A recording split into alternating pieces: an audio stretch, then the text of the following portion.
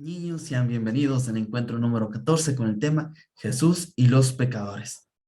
Pero antes de iniciar con este tema que se encuentra en nuestra página número 75, vamos a dar gracias a Mamita María por este día a través del rezo del Dios te salve.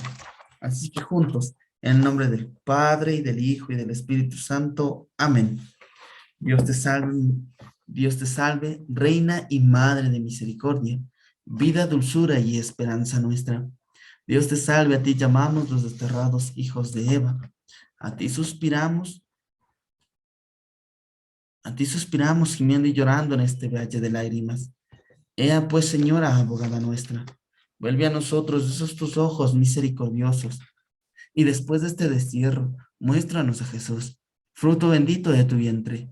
Oh clemente, oh piadosa, oh dulce Virgen María, ruega por nosotros, Santa Madre de Dios, para que seamos dignos de alcanzar las promesas de Jesucristo nuestro Señor. Amén. Muy bien, niños, como les dije, bienvenidos al encuentro número 14 con el tema Jesús y los pecadores. Pero muy bien, así que nos ubicamos en la página número 75 para dar inicio con el hecho de vida. Entonces, niños, a ver, el hecho de vida se va a llamar volver a comenzar. Ya, entonces, lo vamos a ubicar en la página 75. ¿Y qué nos dice el hecho de vida? Volver a comenzar. Camilo era un soldado acostumbrado a toda clase de vicios, entre ellos la bebida y los juegos de azar. Por ellos perdió toda su fortuna y se quedó en la calle, pobre, solo y mal vestido. Fue llevado al convento de los padres capuchinos, donde sirvió de obrero y mensajero. Un día, escuchando la charla de uno de los padres a los obreros, sintió que Dios lo llamaba a volver a él. Lloró mucho y pidió perdón por sus pecados. Se trata de San Camilo de Lelis y tenía 25 años cuando decidió cambiar de vida. Una vez convertido, fundó una orden para el cuidado de los enfermos y desamparados que hoy se encuentra en Europa, América Latina y China. Camilo comprendió que Jesús lo amaba a pesar de sus pecados. Él nunca nos niega la oportunidad de volver a comenzar. Es como nosotros podemos darnos cuenta en este pequeño hecho de vida, cómo, eh, cómo Jesús nos ama tanto que a pesar de todo lo que hagamos, siempre está dispuesto y está a la espera de nosotros. Y es así como el Señor, como se sacrificó por nosotros, por nuestros pecados, siempre está ahí con las manos abiertas, esperándonos a todos y a cada uno de nosotros cuando nos perdemos. Es así como las ovejitas cuando se pierden de su rebaño, el pastor lo busca demasiado hasta encontrarlo. Y así como nosotros cuando nos perdemos en el camino de la vida, Jesús siempre está ahí cuando nosotros queremos regresar. Cuando nosotros perdemos el sendero, siempre nos va a dar una señal para poder regresar, como todo buen pastor, como todo buen padre. ¿Ya? Entonces, vamos a pasar a la Biblia, nos enseña para que a la luz del Evangelio, a la luz de las lecturas de la Biblia, podamos dar inicio y desarrollo a este encuentro de Jesús y los pecadores. ¿Ya? Entonces, del Evangelio de Marcos, Jesús regresó a la orilla del lago. Toda la gente acudía a él y él les enseñaba. Al pasar, vio a Leví, el hijo de Alfeo, que estaba sentado en su oficina de impuestos y le dijo, sígueme. Él se levantó y lo siguió. Después, mientras Jesús estaba sentado a la mesa en casa de Leví, muchos publicanos y pecadores se sentaron con él y sus discípulos, pues eran ya muchos los que lo seguían. Los maestros de la ley del partido de los fariseos, al ver que Jesús comía con pecadores y publicanos, decían a sus discípulos, ¿por qué come con publicanos y con pecadores? Jesús oyó esto y le dijo, no necesitan médicos los sanos, sino los enfermos. Yo no he venido a llamar a los justos, sino a los pecadores. Entonces podemos aquí entender dos cosas.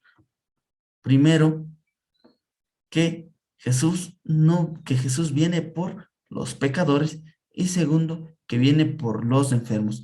Pero hace referencia a esto de que las personas que están enfermas, no solo de salud física, sino también espiritual, que han caído en pecado, siempre Jesús viene por ellos y es como que a través y por nosotros y por ese tipo de personas, o sea, por nosotros que somos pecadores, Jesús dio su vida para salvarnos. Entonces, teniendo esto en cuenta, podemos decir algunas cosas y podemos partir ya a nuestra pequeña reflexión acerca de que, primero, en tiempos de Jesús, cuando alguien era considerado un pecador o un pecador publicano o un pecador público como tal, todos los marginaban y evitaban hablar con él, ya que saludarlo o ayudarlo en algo era malo. Entonces, Jesús se comportaba diferente, pues prácticamente él se acercaba a los pecadores y los trataba con enorme cariño y misericordia, de manera de que muchos se convertían y llegaban a ser nuevamente personas de bien. En una ocasión los fariseos le reclamaron al Señor por comer con un pecador llamado Leví, que era un cobrador de impuestos y no era del todo honesto.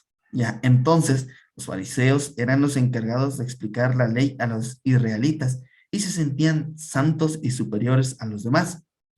Jesús le respondió con claridad: no he venido a llamar a los justos, sino a los pecadores. Es como vemos aquí como Jesús, sabemos por quién viene. Entonces dice, a simple vista, las palabras de Jesús no podrían parecer injustas. ¿Por qué quiere salvar solo a los pecadores? Tú ya conoces la respuesta y todos conocemos esta respuesta, porque primero, todos somos pecadores, pero el que no reconoce su pecado y se siente superior a los demás no puede recibir el perdón de Jesús. Sería como un enfermo que le esconde al médico la herida y no se deja curar. Pues así como el enfermo prácticamente huye de las inyecciones porque tiene miedo, ¿ya? Algo así mismo es la referencia que nos dice. Entonces, Jesús perdonó a muchos pecadores, a una mujer adúltera, a cobradores de impuestos, a los que los maltrataban e incluso a un ladrón que está crucificado junto a él. Nosotros podemos ver eso que le dice dentro de la crucifixión o el pasaje que es de la pasión de Cristo, la muerte, pasión y muerte de Cristo. Nosotros ahí vemos cómo hasta perdona los pecados a un ladrón que está crucificado junto a él. Podemos tan grandes el amor de Dios que dejando su sufrimiento a un lado, se enfoca en el ladrón y logra perdonarle sus pecados. Entonces, también hoy el Señor quiere perdonarnos. Pero para poder recibir su misericordia es necesario prácticamente poder entender acerca de qué es lo que nos habla este evangelio. Pues entenderán ustedes que arrepentirnos de nuestros pecados, reconocer que somos pecadores, es una parte muy importante, ya que ahí podemos tener la ayuda de Jesús. Pero cabe decir que no debemos ser como los enfermos que esconden las heridas al médico y no los dejan curar, sino que debemos mostrarnos como somos y mostrar cada una de las cosas que tenemos para que Jesús de esa manera nos pueda curar. Entonces, recibir, tratar bien y perdonar a todos nuestros hermanos, incluso a los que han cometido pecados graves, y aunque sean en contra de nosotros, hasta ellos recibirán el perdón de los pecados. Pues cabe decir que quien se arrepiente de corazón, no hay ningún problema para que Jesús logre perdonarnos. Entonces, teniendo esto en cuenta, entonces, ¿Jesús está dispuesto a perdonar nuestros pecados? Pues claro que sí. Jesús siempre está dispuesto a perdonar nuestros pecados, aunque fuesen muy graves y numerosos. Entonces, ¿qué debe hacer el pecador para alcanzar el perdón de sus pecados?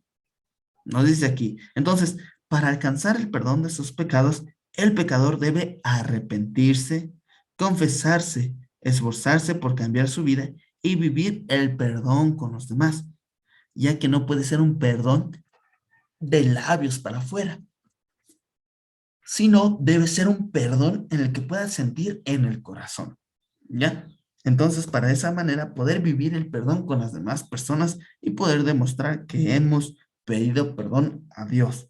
Y aquí nos habla una parte muy importante que nos dice confesarse. Nosotros ya nos estamos preparando para la primera comunión.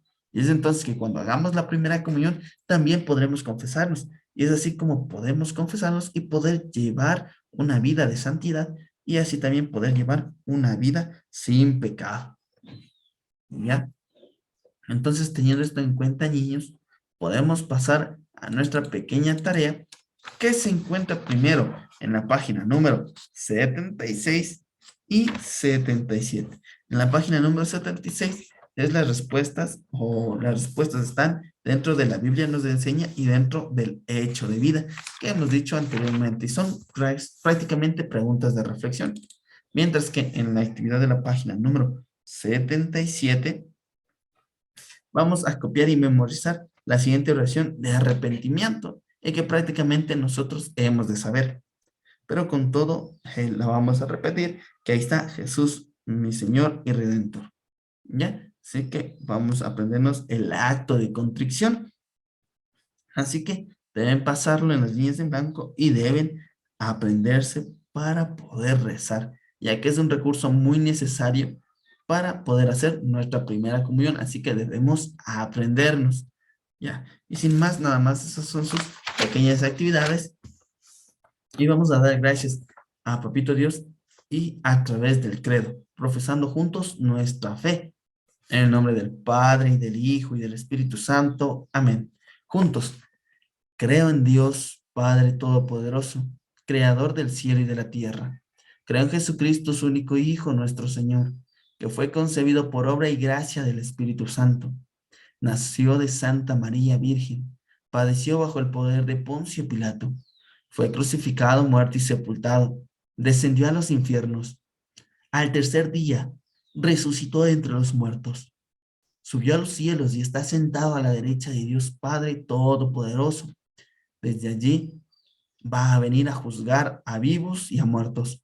Creo en el Espíritu Santo, la Santa Iglesia Católica, la comunión de los santos, el perdón de los pecados, la resurrección de la carne y la vida eterna.